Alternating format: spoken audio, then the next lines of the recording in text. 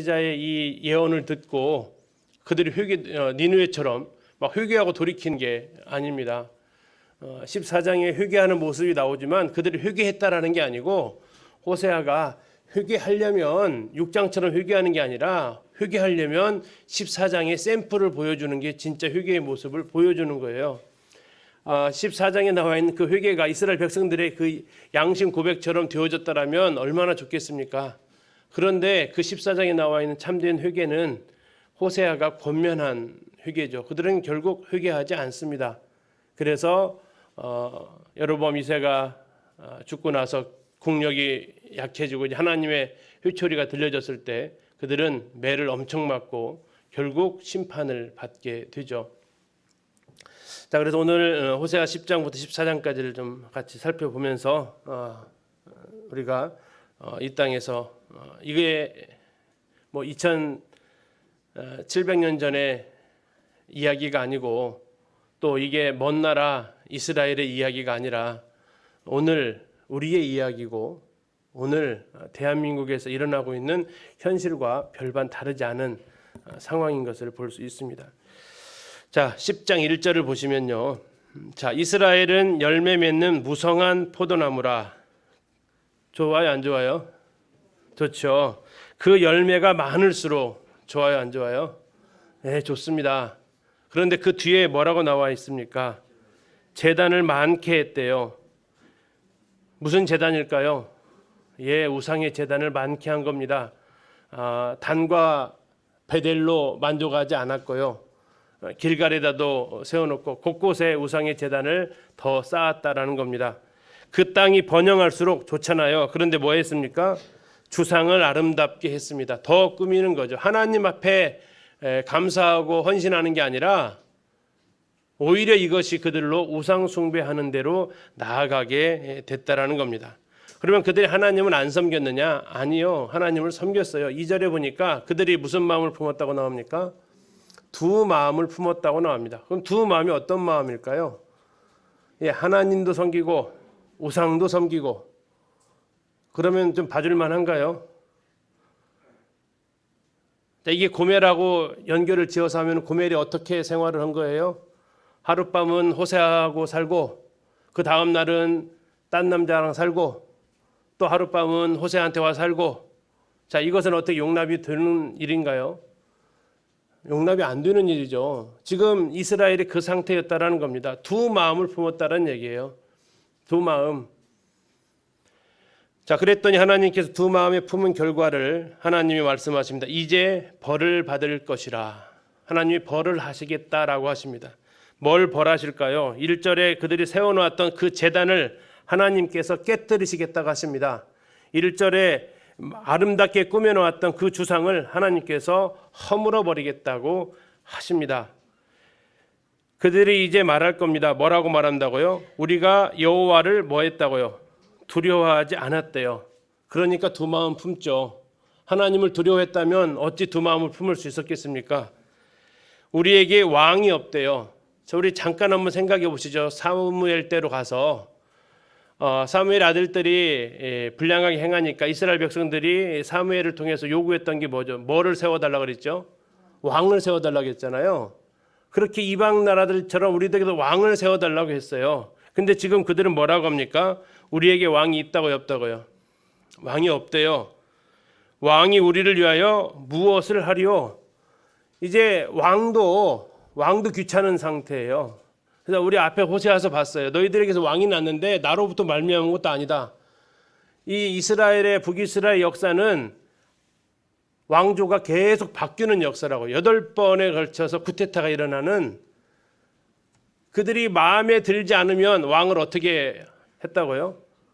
예, 하나님께로부터 세워주기를 바라는 게 아니라 자기들 손으로 제거해 나가기 시작했어요.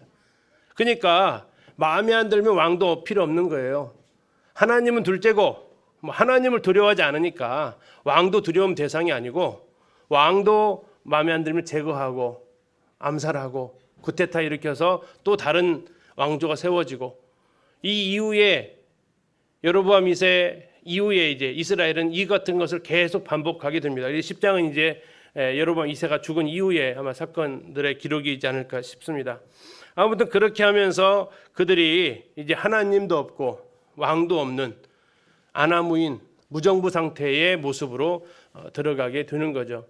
자, 그러면 이게 흔히 요즘으로 말하면 정부가 부재하는 현실입니다. 정부의 부재.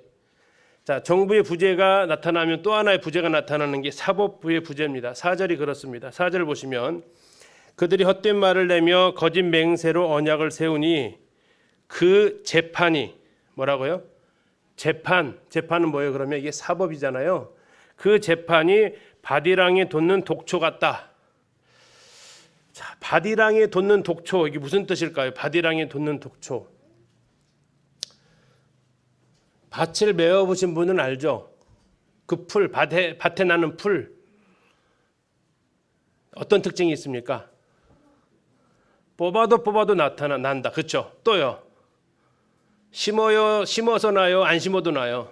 안 심어도 나요. 곡식보다 잘 자라요? 못 자라요? 잘 자라요. 심지도 안 했는데도 나고 더 왕성하게 자라가고 뽑는다 하더라도 또 나고 이게 잡초고 독초예요. 그들의 이 이스라엘의 부패가 그와 같다라는 겁니다.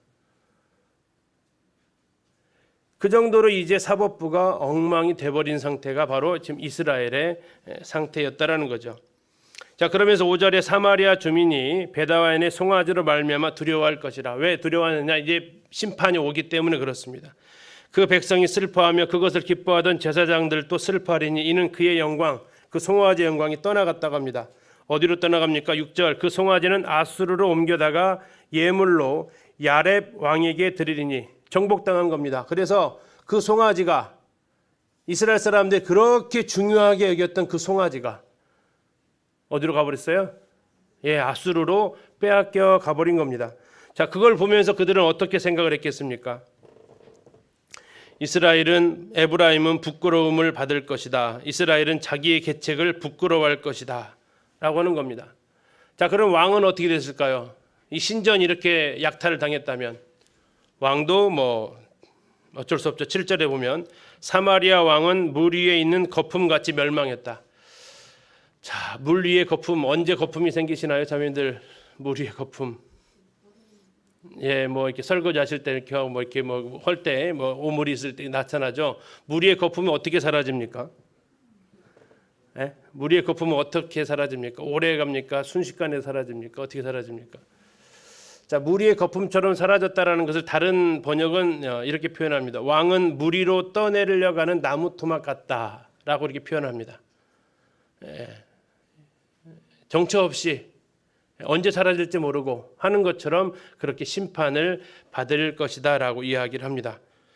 8절은 다시 한번 그 베델에 있는 산당을 얘기하는데 베델이 있었던 그 산당, 그들이 그렇게 경배했던 그 산당은 가시와 찔레가 가득하게 될 것이다. 그리고 그것이 너무나도 고통스럽기 때문에 마치 계시록을 보는 것 같아요. 8절을 보시면 그들이 산더러 우리를 가리라 할 것이요 작은 산더러 우리 위에 무너지리라 하라. 이거 계시록에 나오는 표현이거든요. 그와 같이 이스라엘에게 지금 고통의 시간들이 찾아올 거라는 겁니다. 자, 9절에서 15절에 이제 심판을 선포를 합니다. 왜 그러면 심판을 받느냐? 9절에 보니까 이스라엘아 네가 기브아 시대로부터 범죄했다라고 합니다. 자, 기브아 시대 사사기에 나오는 시대라고 지난번에 같이 보셨습니다. 기브아 레위인 첩사건이 있었던 사건이었고, 자, 거기에서 10절에 보니까 내가 원하는 때에 그들을 징계하리니 그들이 몇 가지 죄요? 10절에 몇 가지 죄? 두 가지 죄. 두 가지 죄에 걸릴 때에 만민이 모여서 그들을 치리라 하십니다. 두 가지 죄가 있었습니다. 사사기 19장 21장에는 두 가지 죄. 첫 번째는 무슨 죄입니까? 도덕적 타락이었죠. 예, 레인의 첩을 갖다가 밤새도록 윤관하는 이러한 일들이 벌어졌습니다. 그리고 이제 그 범죄자를 내놓으라고 했을 때 그들이 어떻게 합니까? 예, 거부하면서 내전을 벌이게 되는, 이게 죄를 회개하라고 했을 때 죄를 회개하지 않고 무엇까지 하는 거죠? 죄를 옹호하고 그 죄를 옹호하기 위해서 형제를 죽이는 일까지 서슴지 않았던 이 죄악이 두 가지. 하나는 그런 성적인 타락을 범했고 음행을 행했고 거기에 대해서 회개하지 않고 오히려 이것을 옹호하면서 공격하는 이 두 가지 죄악이 그들이 걸렸고, 그래서 9절 끝에 보시면 그러니 범죄한 자손들에 대한 전쟁이 어찌 기브아에서 일어나지 않겠느냐. 다시 말하면 어찌 전쟁이 기브아에서 죄짓는 자에게 미치지 않겠느냐라는 뜻입니다. 이제 이 기브아 땅에 이스라엘 땅에 전쟁이 임할 것이다라는 거죠. 왜? 네가 그와 같은 죄를 범했기 때문에 전쟁이 너희를 피해갈 수 없다라는 겁니다. 자, 11절 보시면 에브라임은 마치 길들이 남소 같아서 곡식 밟기를 좋아하나. 곡식 밟는 암소 좋아 보여요? 안 좋아 보여요? 잘 감이 안 오시죠? 자, 그럼 비교를 해보시면 좋은지 안 좋은지 알 수 있어요. 이게 A입니다. 곡식을 밟는 암소. 자, B. 내가 그의 아름다운 목에 멍에를 메우고 에브라임 위에 사람을 태우겠다. 이 멍에를 메우고 사람 태우는 것은 뭐 하기 위한 걸까요? 곡물을 운반하는 일을 시키겠다라는 겁니다. 자, A가 좋아요? B가 좋아요? 곡식을 이렇게 추수하는데 거기 계실래요? 내가 소라면 그거 하실래요? 아니면 짐 옮기면서 다니실래요? A가 현명한 거예요. 아직 잘 파악이 안 되시는 것 같은데. 자, 하나 더. 선택지 C. 유다가 밭을 갈고 야곱이 흙덩이를 깨뜨리리라. 이건 뭐 하는 거죠? 밭 가는 거예요. 갈아 엎는 거예요. 자, A, B, C 중에 하나 고르라면 뭐 하실래요? A죠. A가 꿀이에요. 흔히 말하는 대로. 왜 A가 꿀이에요? 예, 그 언제든지 먹고 싶을 때 먹을 수 있는 거예요. 그리고 거기서만 돌아다니면 돼요. 거기서만. 자, 그것을 그들은 어떻게 했다고 11절을 보니까 아주 좋아했어요. 이거 황금 보직이죠. 이것 뭐 하라고 하면 소할 만하죠. 그런데 너를 거기에서 내가 끌어내가지고 이제 너한테 올무를 씌워서 끌려가는 겁니다. 술에 태워서 너를 이렇게 그렇게 쓰겠다. 그리고 곡식 추수하는 장소가 아니라 밭 가는 장소는 먹을 게 있어요, 없어요? 얻을 게 하나도 없잖아요. 땅 파고 흙 고르고 하는 곳에 뭘 먹을 게 있겠어요? 이제 농사 지으려고 시작하는 곳인데 그곳에다가 너를 두겠다라는 겁니다. 아무것도 얻지 못하는 상태를 지금 11절에다가 하나님께서 지금 이야기를 하시는 겁니다. 자, 그 전에 가지고 있었던 모든 풍요로움에서 이제는 어떤 상태가 된다고요? 포로로 끌려갈 뿐만 아니라 거기 가서 너희가 중노동에 시달리게 될 것을 지금 말씀을 해주는데 그 소를 빗대서 근데 그 왜 소를 빗댔을까요? 예, 그들이 송아지를 숨겼잖아요. 그것과 연관지어서도 볼 수 있겠습니다. 자, 그러면서 12절에 하나님은 외치십니다. 다시 한번 외치십니다. 뭐라고요? 너희가 자기를 위하여 공의를 심고 인애를 거두라. 너희 묵은 땅을 기경하라. 회개하라는 얘기입니다. 농사지를 지금 얘기하고 있기 때문에 그 농사로서 지금 비유를 하시는 겁니다. 지금이 여호와를 찾을 때니 마침내 여호와께서 오사 공의를 빛처럼 너희에게 내리시리라. 너희가 밭을 갈고 그것에 공의를 심고 인애를 거두려는 그런 마음을 가지게 되면 회개를 한다면 하나님께서 너희에게 공의를 빛처럼 비는 이제 하나님께로 주어진 은혜를 보통 표시하는데 이렇게 하나님께 너에게 은혜를 주실 것이다라고 이야기를 합니다. 그런데 13절에 하나님께서 바라시는 것은 12절이었습니다. 그러나 그들이 한 행동은 13절이었습니다. 뭡니까? 너희는 뭐 했다고요? 땅을 기경하라 했더니 악을 밭갈았습니다. 그 다음에 뭐를 거두었어요? 인애를 거두라 했더니 죄를 거두었습니다. 거짓된 열매를 그들이 그래서 먹었습니다. 그와 같은 이유가 뭐냐? 왜 그렇게 그들이 했느냐? 이는 네가 네 길과 네 용사의 많음을 의뢰하였습니다. 하나님 없이도 살 수 있었다라는 겁니다. 우리 국방력 정도 되면 우리가 얼마든지 적과의 싸움에서 이겨낼 수 있었다라는 겁니다. 그들의 교만함이 그와 같은 길을 만들어 버렸습니다. 14절 그러므로 하나님께서 이제 이 땅을 심판하십니다. 너희 백성 중에 요란함이 일어나며 전쟁이 일어난 겁니다. 내 산성들이 무너집니다. 아마 살만 4살로 보이는데 그 살만이 아수르의 왕이죠. 전쟁의 날에 벳 아벨을 무너뜨리고 이게 갈릴리 쪽인 하나 성읍으로 보여지는데 위에서부터 내려오는 겁니다. 그때의 어머니와 자식이 함께 부서집니다. 너희의 큰 악으로 말미암아 베델이 이와 같이 너희에게 될 것이고 이스라엘 왕이 새벽에 정령 망하리로다. 자, 여기 나오는 이스라엘 왕은 북이스라엘의 마지막 왕이 될 것입니다. 망한다고 했으니까. 누구죠? 호세아입니다. 근데 언제 망한다고요? 새벽에 망한대요. 새벽에. 왜 새벽일까요? 예, 일찌감치 망한다라는 얘기입니다. 일찌감치. 자, 일찌감치 망한다는 얘기 뭐냐면 이 열왕기 하에 보면 나중에 우리 가서 볼 겁니다. 열왕기 17장에 보면 사마리아가 망하는 순서가 나오는데, 자, 일찍 망한다고 하니까 퀴즈로 한번 맞춰보세요. 1번 왕이 포로로 잡히는 게 먼저일까요? 2번 그 성이 함락되는 게 먼저일까요? 보통은 함락이 돼야 왕이 포로로 잡히죠. 근데 여기는 보니까 새벽에 망한대요. 그럼 어떻게 됐다는 얘기예요? 왕이 포로 잡히고 나라가 망해요. 이게 쉽지 않죠. 그런데 이 북이스라엘의 역사는요, 왕이 먼저 포로로 잡혀요. 그리고 나라가 나중에 망해요. 왜? 이렇게 예언이 되어 있어요. 왕이 새벽에, 이른 시간에, 전쟁 초기에 먼저 망하게 될 것이다. 자, 열왕기하 17장을 가서 확인 한번 하도록 하겠습니다. 앞으로 가셔서 열왕기하 17장. 이게 참 특이한 경우예요. 성이 함락되지 않았는데 왕이 잡힌다라는 것은 쉽지 않습니다.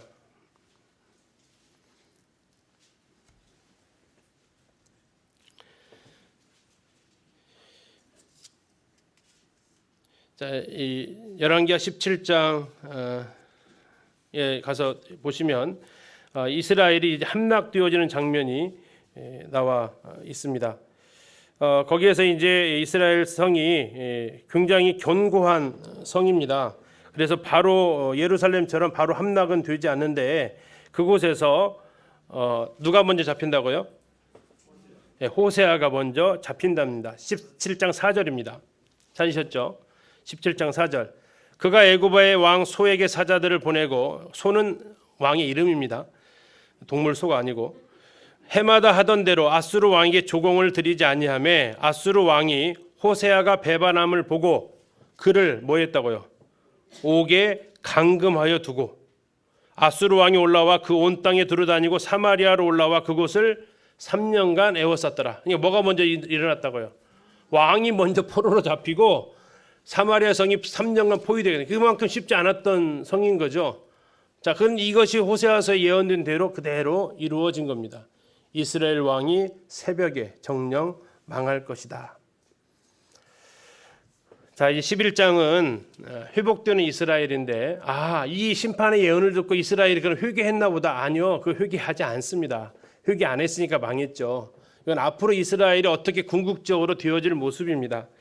자, 11절에 하나님의 이제 마음을 우리가 여기서 느껴볼 수 있는 겁니다. 자식이 잘못을 했습니다. 혼을 냈습니다.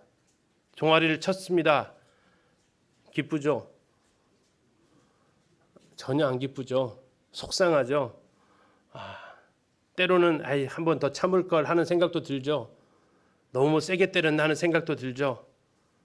여러 가지 생각이 듭니다.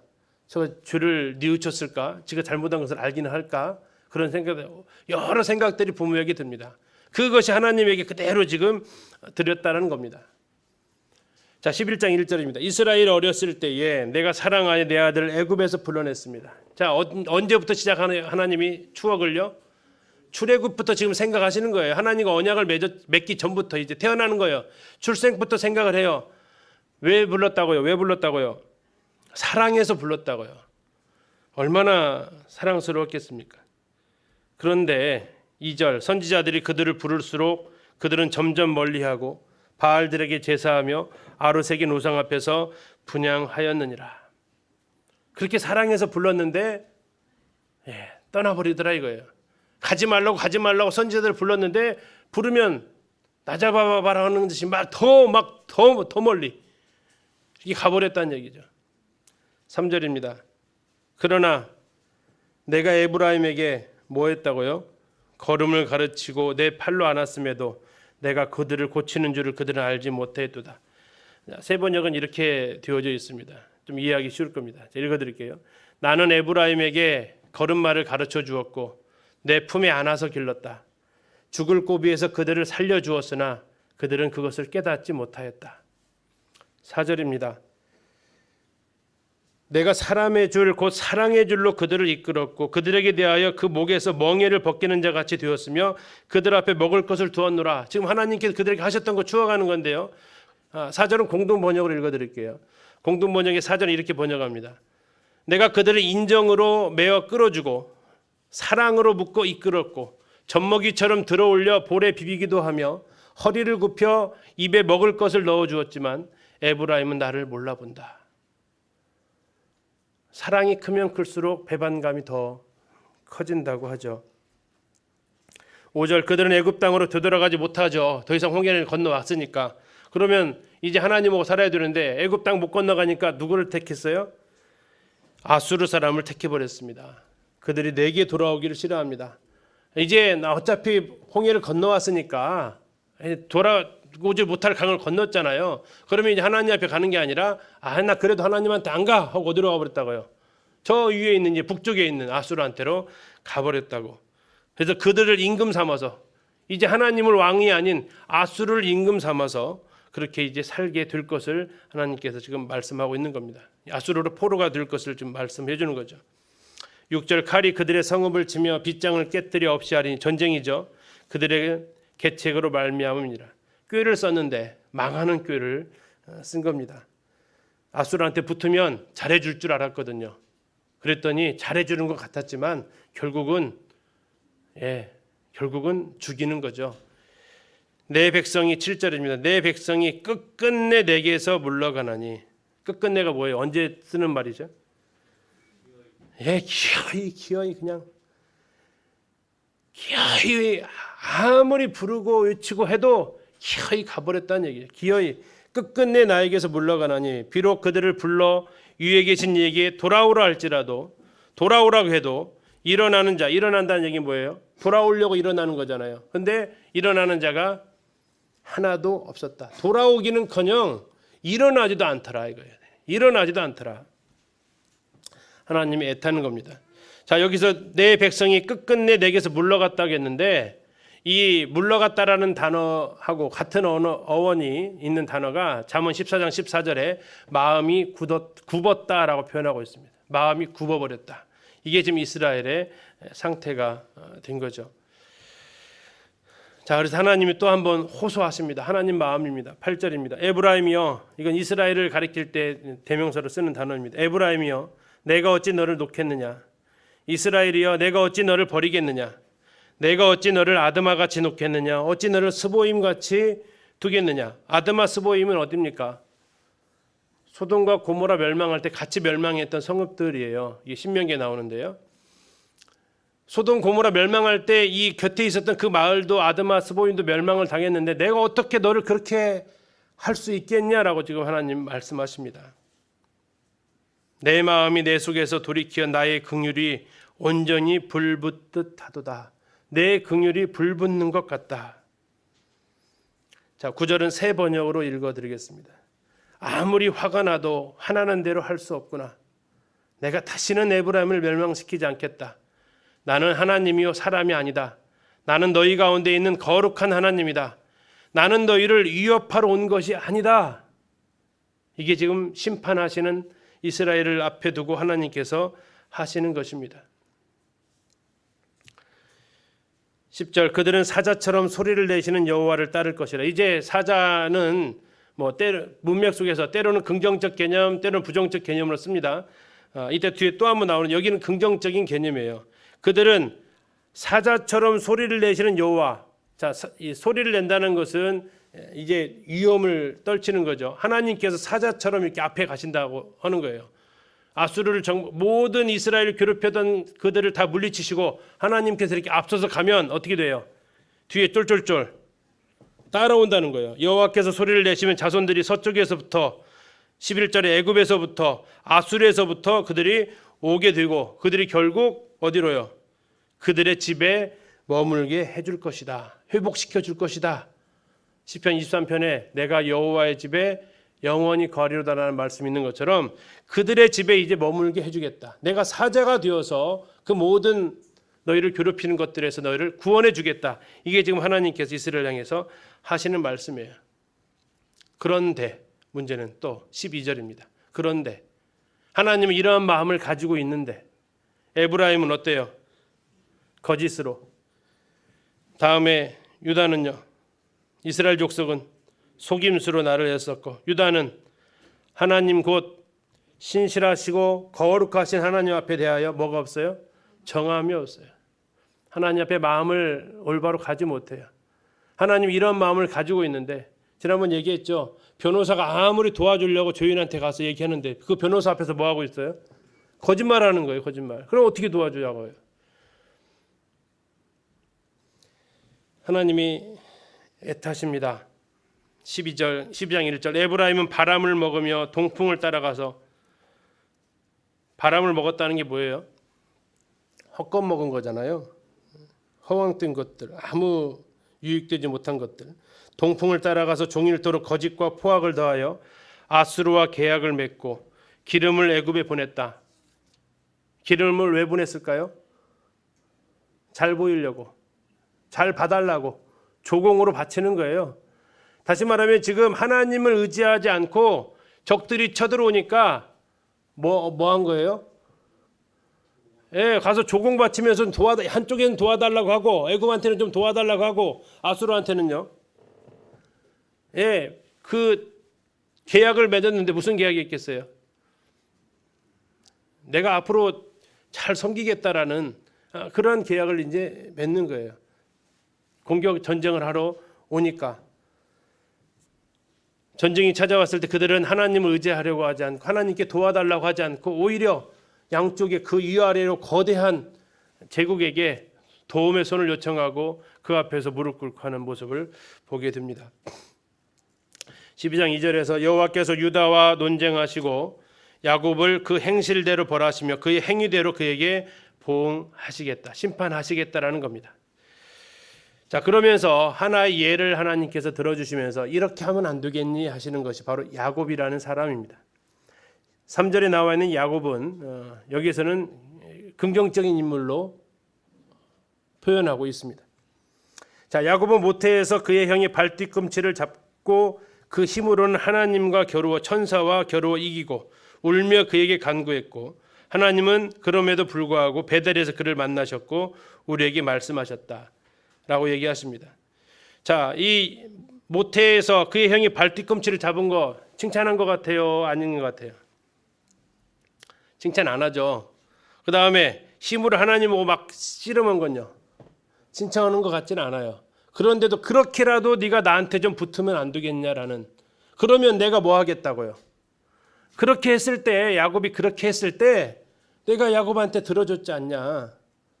네가 지금 이 상황에서 나한테 이렇게 와서라도 하면은 안 되겠냐. 네가 이 잘못된 거 돌이키고 와서 나한테 의지하면, 내 바지를 붙잡으면 내가 왜 안 구해 주겠냐. 하나님이 야곱 만나줬잖아. 야곱을 떠나지 않겠다고 베델에서 약속하셨던 그 하나님이다. 내가 그 하나님인데 야곱에게 그렇게 했다라면 너희들한테도 왜 안 하겠냐. 야곱이 그 정도 했다라면 너희들도 그렇게 하면 안 되겠냐. 이게 하나님의 애타는 이야기입니다. 6절입니다. 그런즉 너의 하나님께로 돌아와서 인애와 정의를 지키며 항상 너희 하나님을 바랄지니라. 야곱은 이렇게 했다. 너희 조상 야곱은 비록 성품이나 이런 것은 별로 그렇지만 그래도 그는 하나님을 붙잡고 살았다. 너희들도 이렇게 좀 돌아오면 안 되겠니 하는 겁니다. 이게 하나님 마음인데 또 한편 이스라엘은 이게 계속 좀 반복되는 거 아시죠? 하나님 마음이 나왔다가 이스라엘의 현실이 나왔다가 또 하나님이 독백처럼 말하시는 거 나왔다 이스라엘 현실이 나오는데 이제 또 이스라엘의 현실이에요. 7절입니다. 그는 뭐라고요? 상인이라 손에 거짓 저울을 가지고 속이기를 좋아하는도다. 다시 말하면 이 상인은 돈에 눈이 먼 사람이라고요. 호세아서 봤죠? 그들이 무슨 날을 싫어했다고요? 안식일 날. 또 하나는요? 한 달에 한 번 찾아오는 월삭을 싫어한다고. 왜요? 장사하려고, 돈 벌려고. 그렇게만 하지 안 했다겠죠? 무게를 속이고 돈 화폐 가치를 낮추고 그렇게 하면서 이 엄청난 부를 가져왔다고 말했는데 7절에 보니까 손에 거짓 저울을 가지고 속이기를 좋아한다. 사람들을 속였단 말이에요. 그런데 더 가관인 것은요. 8절에 하는 말을 한번 보셔야 돼요. 뭐라고 말합니까? 에브라임이 말하기를 나는 실로 부자라 내가 재물을 얻었는데 내가 수고한 모든 것 중에서 죄라 할 만한 불의를 나에게서 찾아낼 자 없으리라. 이게 무슨 말이에요? 누가 나한테 사기쳤다고 말할 사람이 없다는 얘기예요. 나는 떳떳해. 이렇게 속여놓고 자기 죄를 죄로 인정하지 않고 돈이 권력이 되고 돈이 힘이 되니까 그 앞에서 누구도 그 사람 앞에서 싫은 소리를 해요 못해요? 못하죠. 돈 많은 사람 앞에 가서 함부로 말 못해요. 그렇죠? 지금 뭐 우리나라 그 권력기관도 경제인들 앞에서 쉽게 못하잖아요. 그 상황 비슷한 상황이 지금 벌어지고 있는 거죠. 누가 나한테 그것을 찾아낼 거야? 이게 지금 에브라임의 상태라는 겁니다. 자, 그래서 하나님께서 어떻게 하시겠냐고 하시면요. 9절에 네가 애굽 땅에 있을 때부터 나는 너의 하나님이었고 내가 너로 다시 장막에 거주하게 하기를 명절날에 하던 것 같이 갖게 하리라. 자, 좋아 보이세요? 안 좋아 보이세요? 내가 너로 다시 장막에 거주하게 하기를 명절날에 하던 것 같게 하리라. 좋아 보이세요? 안 좋아 보이세요? 네, 이게 지금 한글 성경에 약간 감이 잘 이게 확 오진 않아요. 이게 무슨 얘기냐면요. 지금은 그들이 장막에 살아요? 집에 살아요? 집에 살고 있어요. 근데 다시 되돌려 주겠다는 얘기예요. 언제 시절로? 장막 치고 살던 시절로 되돌려 주겠다라는 거예요. 그러면 언제 장막 치고 살까요? 예, 광야 시대로 살아가는데 앞으로 어떤 일이 벌어진다는 얘기예요. 예, 집 없는 서름 갖게 될 것이고 너희는 이제 천막 치고 저 포로된 땅에서 살게 될 거란 얘기예요. 저 명절날처럼. 그럼 이 명절날은 무슨 명절일까요? 초막절이죠. 예. 초막절은 반드시 누워서 별이 한 3개 보여야 된다는 거잖아요. 그 밑에서 살게 되는 거예요. 그 돈 많아서 반듯한 집에서 살던 사람들이 이제 그 죄악을 죄로 여기지 않았을 때에 하나님께로부터 심판이 임해서 그들이 포로로 잡혀가서 그 땅에서 장막치고 광야에서 살았던 것처럼 그 삶으로 환원시키겠다라는 겁니다. 이렇게 해서라도 하나님께서 돌이키게 하고 싶으신 것 같습니다.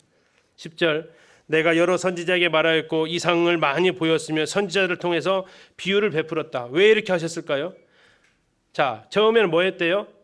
말했대요. 말을 했는데 어떻게 됐어요? 못 알아먹어요. 그러니까 어떻게 하셨어요? 이상, 환상 같은 걸 보여줬어요. 영상으로 보여준 거예요 이제. 그랬더니 또 못 알아먹어요. 그냥 이번에 3번째는요. 비유를 쉽게 풀어준 거예요. 쉽게. 그래도 어떻게 해요? 못 알아먹어요. 아니 안 들은 거예요. 뭐. 예. 보통 1단계에서 이게 해결돼야 이게 인격적으로 이게 말이 통한다고 하잖아요. 말이 안 통하니까 시청각으로 보여줘. 시청각 아니니까 쉽게 그래도 안 듣는단 말이에요. 하나님 외치십니다. 11절 길르앗이 불의한 것이냐? 길르앗이 불의한 것이냐? 불의합니까? 예, 불의하죠. 이 상태에 가면 그들은 잘못한 것이 맞습니다. 과연 그러하다. 그들은 거짓되다. 무슨 잘못을 했냐? 길갈에서는 무리가 수송아지로 제사를 드리며 그 제단은 밭이랑에 쌓인 돌무더기 같다. 자, 여기 또 이게 비유법이 자주 나오죠, 그렇죠? 자, 한번 또 이게 농사를 밭농사 지어 보신 분 잘 생각해 보세요. 뭐라고 나와 있어요? 그 제단은 밭이랑에 쌓인 돌무더기 같다. 이게 무슨 뜻 같으세요? 밭이랑에 쌓인 돌무더기. 밭이랑에 쌓인 돌무더기 무슨 뜻 같으세요? 보통 이게 해석이 참 쉽지는 않은 것 같습니다. 한 3가지의 의견이 있어요. 첫 번째, 세번역 성경은 이렇게 번역을 했어요. 그 제단은 밭이랑에 쌓인 돌무더기 같다를 뭐라고 했냐면 그들의 제단이 들녘의 돌더미처럼 많다. 우상의 제단이 그렇게 많아져 있다라는 거예요. 다음에 공동 번역에서는 이렇게 번역했어요. 그 제단들은 밭고랑의 돌더미가 되고 말리라. 제단을 잘 쌓았는데 그것이 부서지면서 어떻게 됐다고 이제? 제단이 아니라 무너지니까 뭐가 돼요? 돌무더기가 됐다는 얘기예요. 자, 또 다른 곳에서는 밭이랑에 돌무더기가 있으면 밭 가는데 농사 짓는데 도움돼요, 방해돼요? 방해되죠. 이 돌무더기 때문에 너희들이 하나님 앞에로 돌아오는 것에 대해서 자꾸 장애물이 되고 있다. 세 개 중에서 어떤 게 맞는 것 같으세요? 세 개 다 맞는 것 같습니다. 어느 상황에 봤을 때 너무나도 돌무더기가 제단이 많이 쌓았다고 했잖아요. 아까 10장 1절에서요.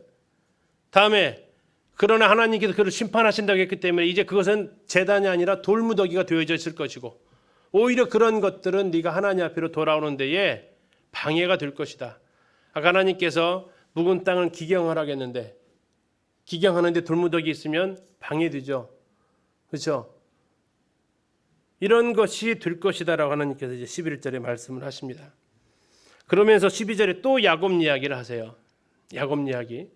자, 야곱이 하란에 있을 때입니다. 야곱이 아람의 들로 도망갔으며 이스라엘이 야곱입니다. 아내를 얻기 위하여 사람을 섬겼대요. 자, 누구를 얻으려고 몇 년 섬겼죠? 라헬 얻으려고 7년 했다가 사기당했죠. 그래가지고 또 일주일 일한 다음에 다시 결혼을 했죠. 그래서 총 14년을 수고를 했습니다. 아내를 얻기 위하여 양을 쳤고 맞네요, 그렇죠? 여호와께서는 한 선지자 모세입니다. 한 선지자로 이스라엘을 애굽에서 인도하여 내셨고 이스라엘이 한 선지자 모세로 인해서 보호를 받았다. 자, 그런데 14절입니다. 문제가 뭡니까? 에브라임이 경노하게 함이 극심하였으니 그의 주께서 그의 피로 그의 위에 머물러 있게 하시며 그의 수치를 그에게 돌리셨다. 자, 하나님께서 이렇게 야곱이나 모세 이렇게 하나님께서 보호하시고 또 구출해 주시고 하셨지만 14절을 세 번역으로 읽으면 이렇습니다. 에브라임이 주님을 몹시 노엽게 하였으니 죽어 마땅하다. 주님께서 에브라임을 벌하시고 받으신 수모를 에브라임에게 되돌려 주실 것이다. 이렇게 아람에 있었다는 얘기는 뭐예요? 이스라엘 땅이 아닌 외국 땅에 있을 때 내가 야곱을 그렇게 다 보호해줘서 여기까지 오게 했고 모세는 저 애굽에서 건질 때도 보호해줬고 저 광야에서도 계속해서 인도하고 너희들의 필요를 채워줬다. 그런데 너희는 나를 지금 배신했다. 이게 지금 14절의 선언입니다. 자, 13장으로 가서 보시면 그들이 지은 죄가 나오는데요. 에브라임이 말을 하면 사람들이 떨었다. 에브라임이 상당히 여로보암 2세 때 강했다라는 것을 말씀드렸죠. 그가 이스라엘 중에서 자기를 높이더니 나라가 힘이 세지니까 뭐예요? 이제 교만해지는 거죠. 바알로 말미암아 범죄함으로 망하였다. 무슨 숭배했어요? 우상 숭배를 한 겁니다. 아까 10장으로 표현하면 그들이 이제 두 마음을 품은 겁니다. 사람이 잘 살 때 죄를 짓는다고요? 못 살 때 죄를 짓는다고요?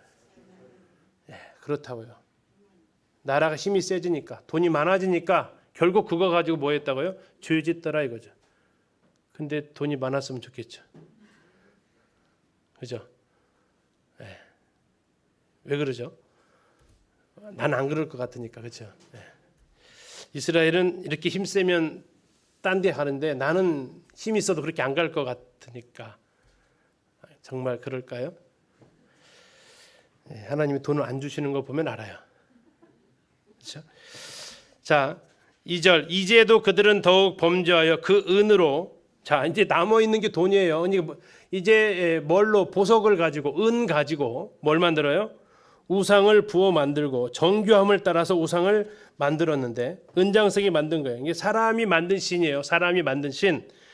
자, 그들은 그것에 대하여 말하기를 제사를 드리는 자는 뭐 하라고요? 송아지와 입을 맞출 것. 이 송아지는 동물 송아지 아니면 은송아지? 은송아지. 자, 입을 맞춘다는 게 뭐예요? 자, 시편 2편에 가서 보면 하나님께서 입을 맞춘다는 표현이 나와요. 그 손에 입 맞추지 않으면 망한다. 이것은 항복한다라는 거예요. 복종하겠다라는 선언이에요. 그리고 하나님께서 엘리야가 나만 남았어요. 하나님 나만 남았다고 했을 때 하나님께서 뭐라고 하시죠? 엘리야한테 바알에게 무릎 꿇지 않은 자 내가 7,000명을 남겨뒀다는 얘기예요.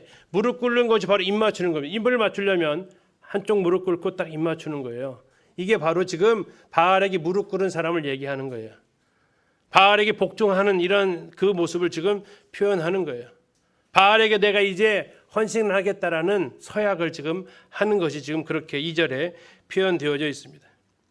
그들은 아침 구름 같고 자, 네 가지 비유가 나옵니다. 자, 공통점을 찾아보세요. 아침 구름 같고 쉬 사라지는 이슬 같고 타작마당에서 광풍에 날리는 쭉정이 같고 굴뚝에서 나가는 연기 같다.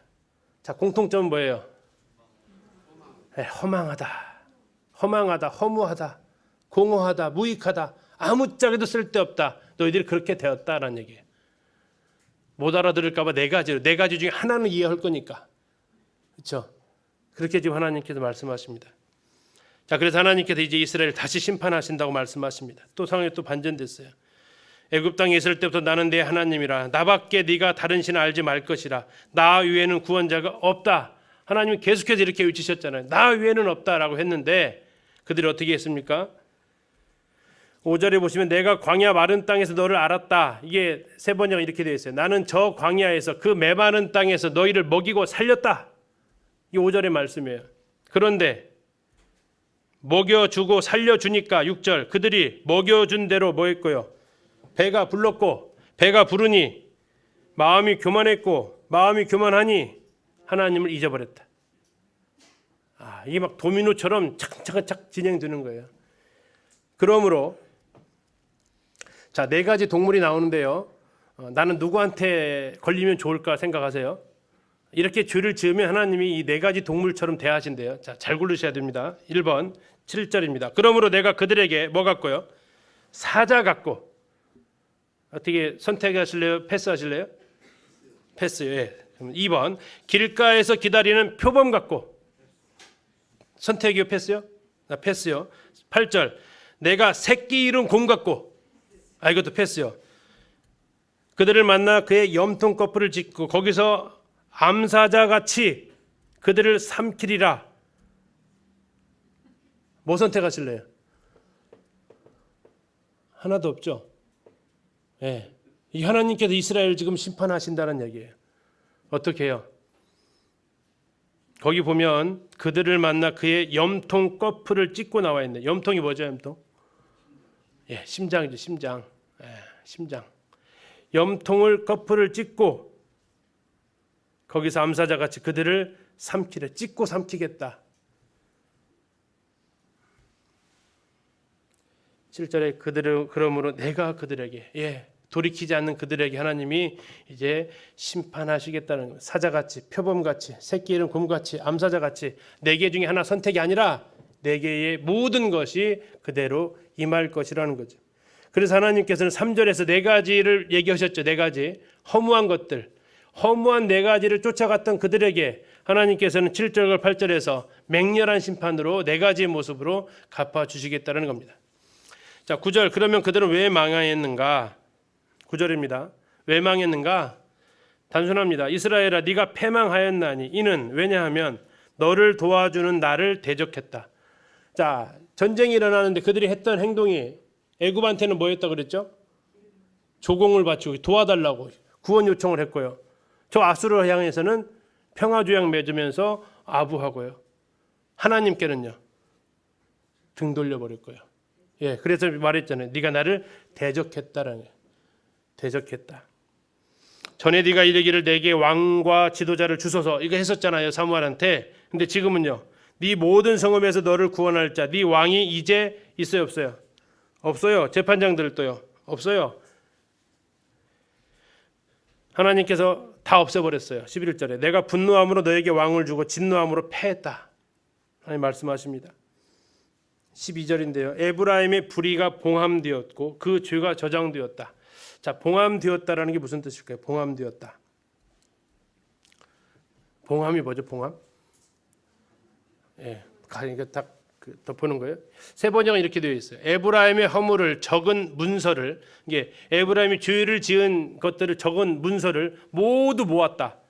죄상을 적은 기록을 모두 보관하고 있다. 왜 그러실까요? 네, 심판하기 위해서 그러죠. 우리 민수기를 읽어볼 때 하나님께서 이스라엘을 향해서 이렇게 얘기하시죠. 네가 나를 몇 번이나 반역했다 그랬죠? 10번. 하나님 왜 그것을 진짜 10번이라고요? 아니면은 많다고 10번이라고요? 왜 진짜 10번이죠? 여기 보세요. 지금 뭐 했다고 그랬어요? 네 죄상을 다 적었다고요. 다 적었다고요. 그래서 계시록에도 책들에 기록된 대로 심판을 받는다고 하잖아요. 예, 우리가 거기에 해당 안 되는 게 얼마나 감사한 건지요. 하나님이 하나님을 대적하는 사람들의 모든 죄상을 다 기록하고 보관하고 계시다라는 겁니다. 13절 해산하는 여인의 어려움이 그에게 임하리라. 그는 지혜 없는 자식이로다. 해산할 때가 되었는데 해산할 힘이 없어서 나오질 않습니다. 다시 말하면 해산한다는 얘기는 이제 고통이죠.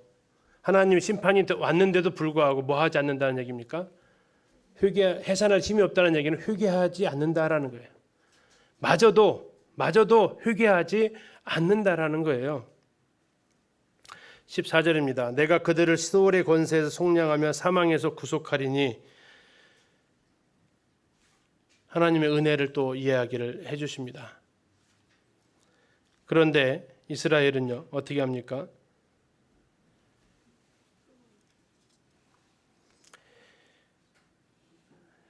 이스라엘은 하나님의 이러한 은혜 앞에서 그들은 15절 그가 비록 형제 중에서 결실하나 동풍이 오리니 곧 광야에서 일어난 여호와의 바람이라.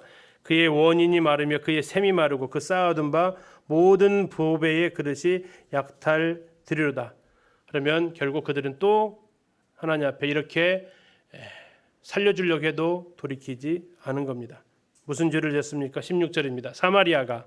사마리아가 그들의 하나님을 뭐 했다고요?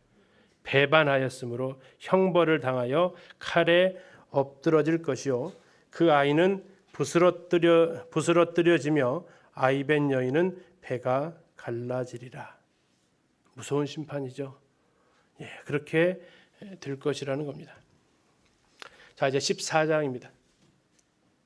하나님 또 외치십니다. 이스라엘아, 이거 호세아가 하는 말입니다. 호세아가 하는 얘기, 하나님이 아니라 호세아가 하는 겁니다. 이스라엘아, 내 하나님 여호와께로 돌아와라. 회개해라. 네가 불의함으로 말미암아 엎드러졌느니라. 네 앞에 지금 죄가 드러났다라는 얘기입니다. 네 죄를 알아야 된다는 겁니다. 회개의 출발은 바로 이겁니다. 뭐예요? 내가 죄를 지었습니다. 탕자에서 누가 보면 나오는 탕자가 제일 먼저 했던 말이 뭐예요? 내가 하늘과 아버지께 죄를 얻었다라고 얘기를 하고 있잖아요. 죄를 인식하지 않으면 돌아올 마음이 없거든요. 자, 호세아서 6장에 나와 있는 것과 생각하시라고요. 그들이 했던 회개하고 14장에서 호세아가 지금 제시해주는 회개라는 무엇인가를 지금 보여주는 것이 14장입니다. 자, 이제 회개했어요. 죄를 알았어요. 죄를. 2절입니다. 너는 뭘 가지고요? 말씀을 가지고 하나님께서 지금까지 하셨던 그 말씀을 가지고 뭐 하라고요? 여호와께로 돌아와서 말해라. 무슨 말을 해요? 모든 불의를 제거하시고 선한 바를 받으소서. 우리가 소송아지를 대신하여 입술의 열매를 주께 드리리이다. 우리가 앗수르의 구원을 의지하지 아니하며 말을 타지 아니하며 다시는 우리의 손으로 만든 것을 향하여 너희는 우리의 손이라 하지 아니하오리니. 이게 뭐 한 거예요 지금요? 내가 지금까지 지은 죄에 대해서 뭐 한 거예요 지금? 다 고백을 하는 거 하나님 앞에서. 내가 지은 죄에 대해서 지금 얘기하는 거예요. 지금 내가 힘들다라는 표현이 나와요 안 나와요? 6장에서는 하나님이 나를 찢으셨고 하나님이 나를 치셨다라고 이렇게 얘기를 하면서 얘기하는 게 회개의 모습이었어요. 6장이 그랬어요. 회개를 하는 것 같았지만 아프니까 하는 거예요. 더 맞기 싫어서 하는 거예요. 그건 회개 아니라고요. 회개는 뭐라고? 여기에서 지금 내가 하나님께서 지금 계속해서 뭐라고 하셨냐면 뭐가 죄악인지를 얘기하셨어요. 네가 나를 배반하고 내가 너를 도와주려고 했지만 나를 대적했고 네가 우상 숭배했고 이것이 쭉 나왔던 것들이잖아요. 3절에 뭐라고 했습니까? 앗수르의 구원을 의지하지 않겠다. 말을 의지하지 않겠다. 말은 이제 애굽산 말이니까 말을 의지하지 않겠습니다. 이게 바로 이제 하나님을 의지하지 않았던 그 죄에서 돌이키는 모습이고요. 그 다음에 뭐라고 하죠? 다시는 우리의 손으로 만든 것, 두 글자로 우상을 향하여 너희는 우리의 신이라 하지 않겠다. 이게 이스라엘이 범했던 큰 죄잖아요. 음행했던 거잖아요. 이것을 내가 하지 않겠습니다 하나님. 이걸 지금 하나님 앞에 아뢰는 거죠. 내 죄악됨을, 내가 하나님을 떠나서 행했던 이런 죄들을 대해서 하나님 앞에 그대로 솔직하게 아뢰는 겁니다. 근데 그게 뭘 통해서 가능하냐면 주의 말씀을 통해서 가능하다고요. 지금 하나님께서 지금 쭉 보셨잖아요. 하나님이 자기 속내를 계속 말씀하세요. 네가 돌아오는 것이고 내가 너를 불쌍히 여길 것이고 긍휼히 여길 것이고 속량해 줄 것이고 그런데 네가 이런 잘못 때문에 지금 벌을 받는 거고 네가 이렇게 행했기 때문에 지금 심판을 받는 거라고 하나님 계속 말씀해 주셨는데 그 말씀을 붙들고 온다는 얘기예요. 고아가 주로 말미암아 긍휼을 얻음이니이다. 네, 하나님의 긍휼을 구하는 겁니다. 긍휼이 뭐죠? 마땅히 내릴 벌을 제거하는 게 긍휼입니다. 마땅히 벌을 받아야 되는데 하나님 나를 긍휼히 여겨달라는 얘기는 하나님 죄송합니다. 잘못했습니다. 용서해달라는 얘기입니다. 아파서 용서해달라는 게 아니고 내가 죄를 지었기 때문에 하나님 나를 용서해 주십시오라고 얘기하는 겁니다. 자, 그렇게 하면 4절입니다. 그렇게 하면 어떻게 된다고요? 하나님이 너무나도 기다렸던 거잖아요. 정말 바랬던 거잖아요. 자, 4절 내가 뭐 한다고요? 그들의 반역을 고치고 그 다음에요. 한번 읽어보실까요? 시작.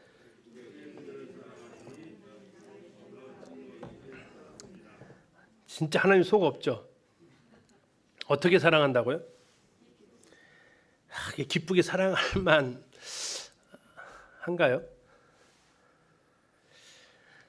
하나님 말씀하십니다. 내가 그들을 기쁘게 사랑하겠다. 기쁘게 사랑하겠다. 어쩔 수 없이 사랑하는 사랑이 아니고요. 정말 탕자의 아버지가 탕자 돌아올 때 했던 그 행동으로 어떻게 했죠? 상거가 뭔데 아버지가 보고 우리나라 사람 같으면 버선발로 뛰어나가는 거죠. 우리나라도 양반이 뛰지 않지만 그 나라도 부자들은 안 뛰거든요. 뛰어나가는 거죠. 나의 진노가 그에게서 떠났음이니라. 5절 내가 이스라엘에게 이슬과 같으니 이슬은 이스라엘에게 축복입니다. 복입니다. 그가 백합화 같이 피겠고 얼마나 아름다우냐 그 그림으로 이제 머릿속에 그림으로 한번 그려보세요. 백합화 같이 피겠고 레바논 백향목 같이 뿌리가 깊이 박히는 겁니다. 6절 그의 가지는 퍼져 있어요. 울창한 가지가예요. 그의 아름다움은 감람나무와 같고 감람나무가 아름다운 이유가 뭐냐면 사시사철 푸르러요. 우리나라 소나무처럼 사시사철 똑같은 모습이에요. 아름다워요. 그의 향기는 레바논 백향목 같으리니 그 그늘 아래 거주하는 자가 돌아올지라. 그들은 곡식같이 풍성할 것이며 포도나무같이 꽃이 필 것이며 그 향기는 레바논의 포도주같이 되리라. 그림이 그려지십니까? 얼마나 아름다운 풍경을 하나님이 지금 묘사하시는지. 8절 에브라임의 말이 내가 다시 우상과 무슨 상관이 있으려 할지라. 얼마나 기다렸던 말이었을까요? 나 이제 우상은 절대 섬기지 않을 거예요. 아마 호세아가 고멜에게서 듣고 싶었던 말은 뭘까요? 나는 이제 절대 딴 남자 안 만날 거예요. 그 말이겠죠. 정말 여보 미안해요. 나를 용서해 준다면 내가 그렇게 할게요. 내가 그를 돌아보아 대답하기를 나는 푸른 잣나무 같으니 네가 나로 말미암아 열매를 얻으리라. 자, 그러면서 9절에 이렇게 얘기합니다. 누가 지혜가 있어 이런 일을 깨달으며 누가 총명이 있어 이런 일을 알겠느냐. 여호와의 도는 정직하니 의인은 그 길로 다니거니와 그러나 죄인은 그 길에 걸려 넘어지리라. 하나님의 이 마음을 누가 알 수 있겠습니까? 우리는 이 지혜와 총명으로 지혜가 총명이 있어야 그 하나님의 마음과 그 하나님의 사랑을 알게 됩니다. 그리고 그걸 알았을 때 우리는 의인으로서 그 길로 다니게 됩니다. 그러나 그걸 모르면 하나님의 사랑을 하나님의 마음을 모르면 지혜와 총명이 어두워지면 우리는 또 그 하나님의 말씀에 걸려서 또 넘어지게 된다고 말씀하십니다. 호세아를 통해 하나님 말씀하십니다. 내가 너희를 어떻게 사랑한다고요? 기쁘게 사랑하겠다. 돌아오기만 하면. 하나님의 애타는 부르짖음 그 마음을 보게 됩니다. 근데 문제는 이런 선언을 듣고도 돌아왔다고요? 안 돌아왔다고요. 그래서 이제 우리가 다음에 열왕기 하루 돌아가면 그들은 계속 그 길로 갑니다. 돌아오지 않아요. 이 사건은 그럼 언제 이루어질까요? 천년왕국 때 가서 완성이 될 겁니다. 좀 쉬었다가 10분에 나훔서 같이 보도록 하겠습니다. 10분